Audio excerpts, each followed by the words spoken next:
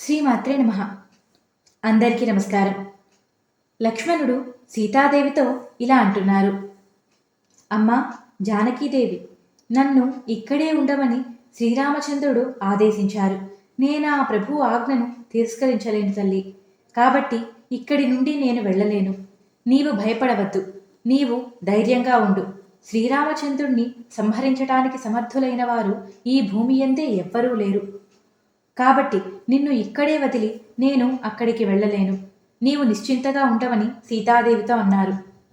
అది విన్న సీతాదేవి ఆమె కనుల నుండి నీరు కార్చినది. ఆమె ఎంతో బాధపడి ఇలా అంటోంది. సీతాదేవి స్వభావము ఎంతో సౌమ్యమైనది.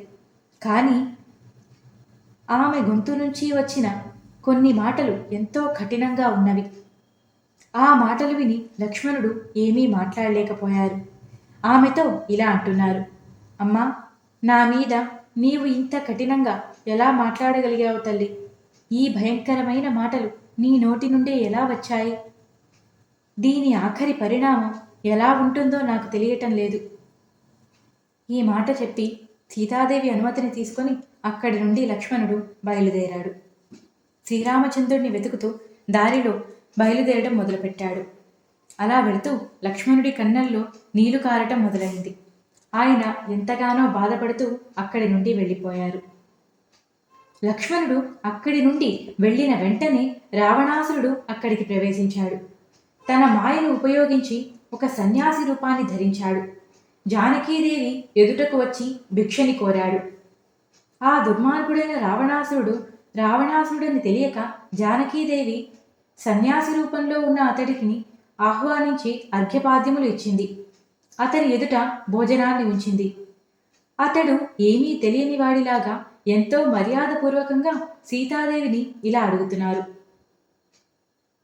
ఓ అమ్మాయి నీవు ఈ అరణ్యంలో ఒక్కదానివి ఉన్నావే? నీవు ఎవరివి? ఎవరికి పుత్రికవి? నీకు సోదరులున్నారా?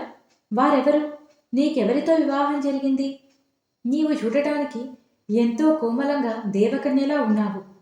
రాజ్యభవనంలో రాజ్యభోగాలు అనుభవించవలసిన దానిలా ఉన్నావు. కానీ మునిపత్నిలాగా ఈ అరణ్యంలో ఇన్ని కష్టాలు పడుతున్నావేం? దీనికి కారణమేమిటి అని అడిగాడు. ఈ మాటలు విన్న సీతాదేవి ఇలా సమాధానం చెబుతోంది. ఒక శ్రేష్ఠుడైన రాజు ఉన్నారు. ఆయనకి 9 పుత్రులు. ఆయన పేరు దశరథ మహారాజు. ఆయన పెద్ద కుమారుడు. ఆయన పేరు శ్రీరామచంద్రుడు. నేను అతని భార్యను. ఆ రాజు నా స్వామికి 14 ఏళ్ళు అరణ్యవాసాన్ని విధించారు. దానికి కారణము కైకేయీదేవి. అందువలన మేము ఆ శ్రీరామచంద్రుడు లక్ష్మణుడితో సహా ఇక్కడికి వచ్చి అరణ్యవాసం చేస్తున్నాము. నేను జనక మహారాజు పుత్రికను. నన్ను అందరూ జానకి అని అంటారు. భగవంతుడైన శంకరుడి ధనస్సుని విరిచి శ్రీరామచంద్రుడు నన్ను పరిణయమాడారు. వారు బంగారు మృగాన్ని తీసుకురావటానికి బయలుదేరారు. వారికి తోడుగా లక్ష్మణుడు కూడా ఇప్పుడే వెళ్ళారు. వారిద్దరూ కొంత సమయంలోనే తిరిగి వస్తారు. వారు వచ్చాక వారు కూడా మీకు పూజలు చేస్తారు అని చెప్పింది. కానీ సీతాదేవికి ఇంతలో ఒక సందేహం వచ్చింది. ఆ సందేహం అతనితో అడుగుతోంది. ఆమె ఏమని అడిగింది? రావణాసురుడు తిరిగి ఏ సమాధానం చెప్పారు? ఈ కథ ఇంకా చాలా ఉంది. ఇది తెలుసుకోవడం కోసం నెక్స్ట్ పార్ట్ వినండి. ఈ పార్ట్ ఇక్కడితో సమాప్తం. నేను చెప్పిన తీరు మీకు నచ్చినట్టయితే వీడియోకి ఒక లైక్ చేయండి.